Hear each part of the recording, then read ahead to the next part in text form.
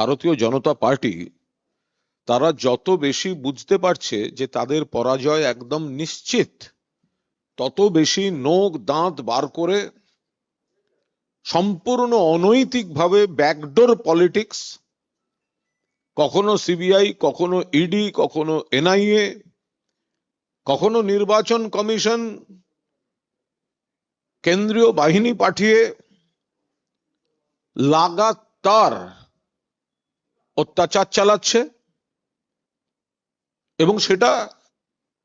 আমরা কেন্দ্রীয় বাহিনীর জওয়ানদের বিরুদ্ধে আমরা কেউ নই,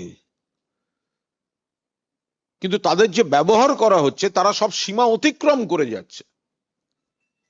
চরম পক্ষপাত দুষ্ট কাজ করছে, বিজেপির লেঠেল বাহিনীর কাজ করছে, দিল্লির জমিদারদের লেঠেল বাহিনীর কাজ করছে।